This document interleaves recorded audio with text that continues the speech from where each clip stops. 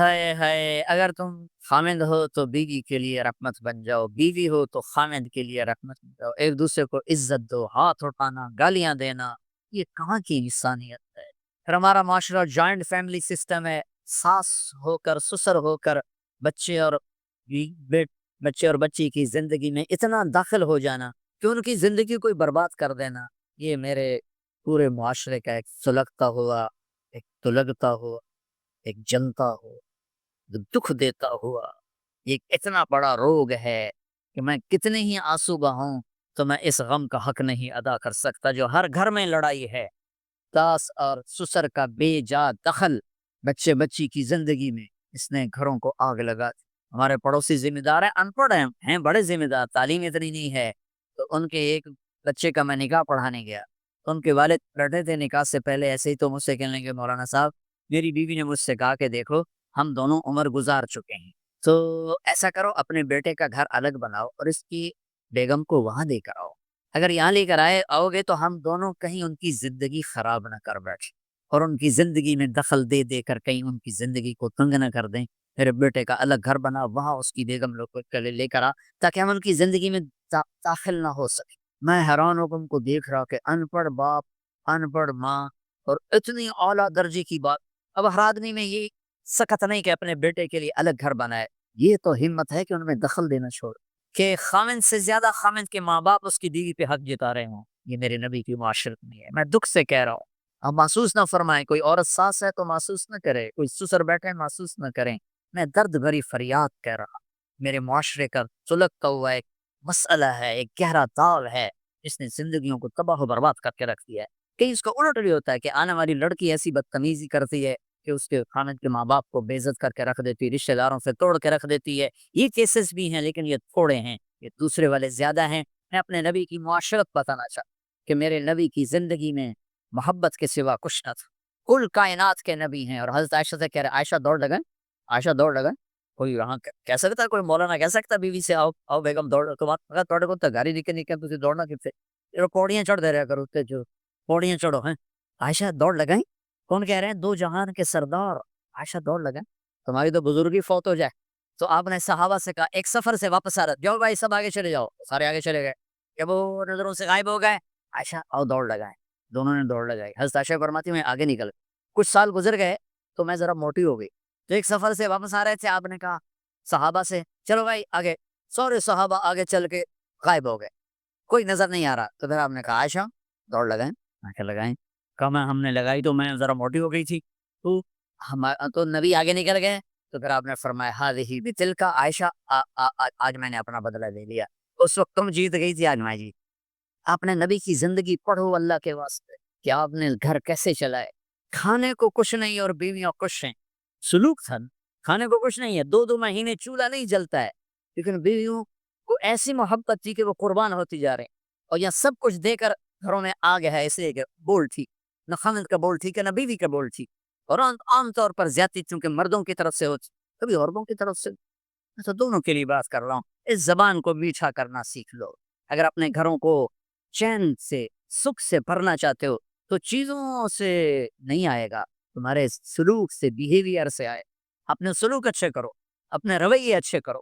مسجد نبوی میں حبشہ کے لوگ ایتھوپیا وہ کر رہے تھے چھوٹے چھوٹے خنجر، اس کے ساتھ نا وہ رقص کر رہے تھے، تو حضرت عائشہ کے کان میں آواز پڑی کہ یا رسول اللہ میں نے دیکھنا ہے، تو کوئی ہمارے ایسا ہوتا کہتا تو لایا نہیں کر، فضول کام دیکھتی، تو نبی کی بیوی کو چل بیٹھ قرآن پڑھ، چل مصلی پہ بیٹھ جا، چل تسبیح پڑھ، تجھے خیال کیسے آیا دنیا میں دین مٹ رہا ہے، تمہیں خیال کیسے آیا کہ تو تماشا دیکھتی ہے؟ آپ نے کہا آؤ دیکھتے ہیں، خود آپ دروازے میں کھڑے ہو گئے اور عائشہ کو پیچھے کھڑا کر لیا، تو عائشہ رضی اللہ عنہا فرماتی میں آپ کے پردے میں کھڑی ہو کر میں دیکھتی رہی یہاں تک کہ آپ تھک گئے، ہمارے نبی تھک گئے، اور تھک کے نا کبھی یوں ہو جاتا ایک پاؤں کا سر، پھر کہنے لگے عائشہ بس نہ کریں، من کرنے نہیں ابھی میرا دل نہیں بھرا، اچھا پھر کبھی یوں ہو رہے ہیں، حضرت عائشہ کہتی جب میں نے کہا پھر آؤ، یہ میرے نبی کی زندگی ہے، تم لان تان سے زندگی بنانا چاہتے، ساس سسر بہو پر وہ بیٹے سے بھی زیادہ حق جتانا چاہتے، یہ عام معاشرے کی بات بتا رہا، بہت تباہی ہے، میں تو مسائل سن میں نے تو اب اس دفعہ یہ ارادہ ہے کہ اپنا فون چھوڑ دوں گا، نہیں رکھوں، کہ میرے اندر ہمت ہی نہیں رہی کہ میں گھروں کے مسائل میرا کلیجہ پھٹنے کو ہو. ایسے ظلم ہیں، ایسے ظلم. ہمارا سسرالی معاشرہ بڑا ظالم ہے، بہت زیادہ. 99.99% سود. یہاں آنے سے پہلے ایک بچی کی بات ٹھنڈی سے اس کا فون آیا. سسرال نے کہا تھا بچی ہوئی تو طلاق دے دیں. بچی ہو گئی. میں نے ہاتھ جوڑے، پاؤں پکڑے، میرا کیا قصور ہے؟ اللہ کی تقدیر. طلاق دی دی، نکال دیا گھر سے. حج میں 2 بچہ بچی ساتھ ہے ابھی میرے حج میں. تو 22-23 سال کا بچہ تھا، اتنی سال کی بچی تھی. تو وہ میرے ساتھ حج میں کٹھے تھے. تو ہم عرفات میں تھے تو وہ بچہ میرے پاس آ گیا اور کئی بس مولانا میں اپنے گھر سے بڑا تنگ ہوں اور میں نے فیصلہ کیا میں جاتے اپنی بیوی کو طلاق دے دوں. پھر شادی کتنا سا کر 3 سال. میں کہا بیٹا ایسا نہ کرو، میں جب حج سے ہم واپس جائیں گے نا عزیزیہ میں تو تم دونوں میاں بیوی میرے پاس آ. تو ہم جب واپس گئے تو میں نے پہلے اس کی بچی کو بلایا اور وہ خود ہی ملنے آ گئے کہ میرے کچھ مسائل ہیں. پھر اس نے بیچارے نے اپنا دکھڑا کیا. تو کہا 1 سال بچہ نہیں ہوا تو میری ساس نے مجھے اتنا ذلیل کیا سسرال میں، یہ تو بانجھ ہے، اس کا تو ہونا ہی نہیں ہے. اور اتنے تانے کہ میرے ماں باپ بھی رو رو برا حال، میرا رو رو برا حال. پھر آخر یہ ہوا کہ چلو میڈیکلی دیکھا جائے، ٹیسٹ کیا گیا تو فالٹ بچے میں نکلا، میں تو کلیئر تھی. تو پھر میری ساس کی ٹیپ بدل گئی. تو تقدیر ہے، تقدیر میں لکھا تھا. خیر تقدیر ہے، اب تقدیر آ گئی، اللہ کی رضا کرا. پہلے اس کو ذلیل کیا ہوتا اور جب بیٹے میں فاٹ نکلا تو اب یہ تو تقدیر ہے، تو اللہ کی رضا پہ راضی ہے.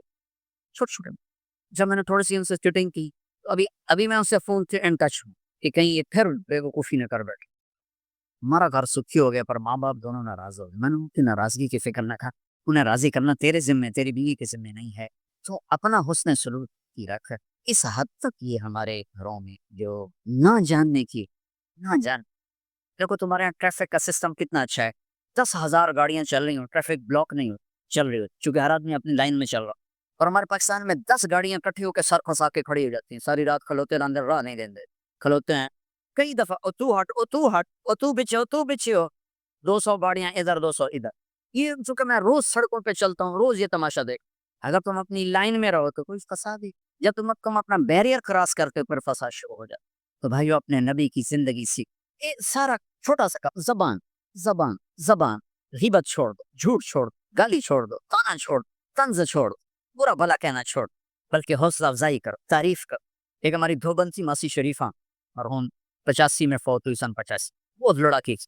تو آگے ایک دن میری بہن کے پاس کہنے کی بی بی میری نو میں بڑا لڑتی آپ سے. میں نے کوئی تویز دے ساریا میری نوکر بن.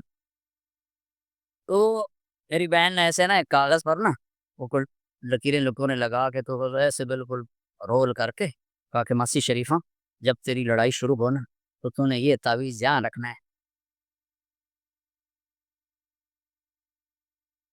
اور اس کو گرنے نہیں دینا. اگر یہ گر گیا تو بڑا فساد ہو جائے. اب کیا چکر تھا، چپ کرانا تھا. لڑائی تو ساری اس کی. ہفتے کے بعد وہ آ گئی بی بی تو کا ایسا تویت دیتا ہے ساری لڑائی مک گئی.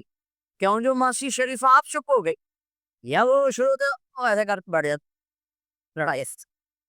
تو میں سب کو یہ تعویذ دے کے جا رہا ہوں، جب تمہاری لڑائی شروع ہو تعویذ یہاں رکھ لیں. بولنا دیکھنا چند دنوں میں تمہارے گھروں میں محبت کے پھول تھی. یہاں بہت زیادہ طلاق بڑھ چکی ہے، تھوڑے دنوں تک طلاق طلاق طلاق طلاق جو ایک دوسرے کی برداشت نہیں. یہ میرے نبی کی زندگی ہے.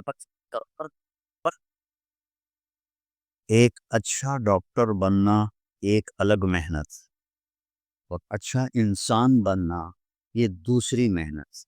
میری یا آپ کی اصل زندگی موت سے شروع ہوتی. میرا بھائی بھی ڈاکٹر ہے، مجھ سے چھوٹا ہے، کارڈیالوجسٹ ہے، بہت اچھا ڈاکٹر. ایک دن مجھ سے کہنے لگا سانو ساڑھے پیسے زیادہ فائدہ کوئی نہیں، ساڑیاں اولاداں نو ہوگے تو ہوگے ایسا کدی ہسپتال کدی کلینک کدی اینجیوگرافی کدی اینجیوپلاسٹی ساڑی تو اس سے جو ڈپ جاندی ہے. اکمہ اولاد دے مقدر ہے بدنی ہے بھی صحیح کہ نہیں ہے. امام جعفر صادق رحمہ اللہ علیہ السلام بیٹھے ہوئے تھے، کہنے لگے امام صاحب یہ اللہ نے مکھی کیوں پیدا کی؟ تو انہوں نے فرمایا تیرے جیسے متکبر کا غرور توڑنے کے لیے کی ہے. دنیا کی سب سے بڑی حکومت کا مالک ہے، ایک مکھی سے تو جان نہیں چھڑا سکتا. ایک اچھا ڈاکٹر بننا ایک الگ محنت اور اچھا انسان بننا یہ دوسری محنت.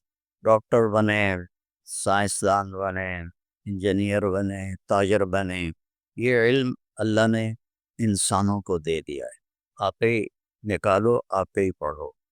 اچھا انسان کیسے بنے، یہ علم انسان کے پاس کوئی نہیں. یہ اس کو اللہ اپنے نبیوں کو الہام کرتا ہے اور وہ آگے پھر اللہ کے بندوں کو بتاتے. تو میری یا آپ کی اصل زندگی موت سے شروع ہوتی ہے. یہ تو خواب. حضرت علی رضی اللہ عنہ کا فرمان ہے، الناس نیام اذا ما تنتبہ. لوگ سوئے ہوئے ہیں، موت آئے گی تو آنکھ کھل جائے گی. میرا بھائی بھی ڈاکٹر ہے، مجھ سے چھوٹا ہے، کارڈیالوجسٹ ہے، بہت اچھا ڈاکٹر ہے. وہ کہتا ہے ایک دن مجھ سے کہنے لگا، سانو ساڑھے پیسے کا تو فائدہ کوئی نہیں، کہ سڑیوں لادا نہ ہوئے تو ہوئے. ایسا کدی ہسپتال، کدی کلینک، کدی اینجیوگرافی، کدی اینجیوپلاسٹی، سڑی تو اس سے جو ٹپ جاندی ہے. اگوں اولاد دے مقدر پتہ نہیں ہے بھی صحیح کہ نہیں ہے. یہی قضیہ سب کے ساتھ. یہ یہاں کوئی بڑے مالدار نظر آتے ہیں، یہ اتنی زیادہ زنجیروں میں جکڑے ہوتے ہیں، ان کے کام ان کو پکڑ لیتے ہیں، اس سے نکل نہیں سکتے، چونکہ انہوں نے صرف کاروبار بڑھانے کا علم حاصل کیا ہے. اچھا انسان بننے کا علم حاصل نہیں، اچھا فزیشین بننے کا علم حاصل کیا ہے، اچھا انسان بننے کا علم حاصل ہے. اور یہ چیزیں اللہ تعالیٰ نے باقی مخلوقات کو یہ علم بہت اعلیٰ دی ہے. ابو جعفر منصور ایک بڑا متکبر بادشاہ گزرا ہے، بنو عباس کا. اس کے منہ پہ مکھی بیٹھ رہی تھی، اس کو ہٹاتا تھا وہ پھر بیٹھ جاتے، پھر ہٹاتا تھا وہ پھر بیٹھ جاتے. تو وہ امام جعفر صادق رحمہ اللہ علیہ السلام بیٹھے ہوئے تھے، کہنے لگے امام صاحب یہ اللہ نے مکھی کیوں پیدا کی؟ تو انہوں نے فرمایا تیرے جیسے متکبر کا غرور توڑنے کے لیے کی ہے، کہ دنیا کی سب سے بڑی حکومت کا مالک ہے، ایک مکھی سے تو جان نہیں چھڑا سکتا. 1964 میں لاہور داخل ہوا تھا سینٹرل ماڈل اسکول میں، پھر 69 میں گورنمنٹ کالج میں، پھر ایف ایس سی کے بعد اللہ نے مجھے اس راستے پہ چلا دیا. ایک بات پوچھتا ہوں، اگر میں ڈاکٹر ہوتا تو مجھے بلاتے ایسے؟ وجہ یہ تھی کہ جو اللہ کے لیے ذلیل ہوتا ہے اللہ اسے عزت دیتا ہے. چونکہ میرا بیک گراؤنڈ ایک ذمہ دار فیملی اور قدیم ذمہ دار فیملی، بڑے ٹھاکر قسم کے، متکبر قسم کے. ان میں مولوی کا تصور نوکر کا تھا، اور نوکر بھی کمی، اور ڈاکٹر بہت خوبصورت پکچر تھی. اب آپ لوگوں نے خود بگاڑ دی. اب اکثر ڈاکٹر کاروباری ہیں، ڈاکٹر تو ہیں نہیں. ادھر سے بھی کمیشن لے لو، ادھر سے بھی کمیشن لے لو. کسی کمپنی والے نے گاڑی دے دی تو اس کی دوائیں لکھنی شروع کر دو، کسی نے ایک ٹرپ کروا دیا تو اس کی دوائیں لکھنی شروع کر دو. پہلے ڈاکٹر ہوتے تھے. 70 کی دہائی میں ان کو دیکھتے لوگ دل سے عزت کرتے تھے، کیونکہ ان کے اندر یہ حرص نہیں تھی، یہ ہوس نہیں تھی. اور مولوی صاحب بیچارہ روٹیاں مانگنے والا ہوتا تھا. تو میرے والد مجھے کہتے ہیں تو مولوی بن کے کرنا کی ہے، تو میری نک وٹا چھڑ دیا. اور گالیاں نکالتے، جو پنجاب کے ذمہ داروں کا بڑا خوبصورت ایک علم ہے، ایسی ایسی گالیاں نکالتے ہیں کہ واہ واہ، گالیاں نکالتے. تو میں صبر سے چلتا رہا اور وہ ذلت برداشت کرتا رہا. آج اللہ نے مجھے آپ کے سامنے بٹھایا ہو، آپ میری بات سنیں. یہ علم اللہ نے مخلوق کو بھی دیا ہے. میں مکھی کی بات کر رہا. مکھی کا جو دماغ ہوتا ہے، ہمارا دماغ تو اچھا خاصا، مکھی کا جو دماغ ہوتا ہے سوئی کی نوک سے بھی چھوٹا ہوتا ہے.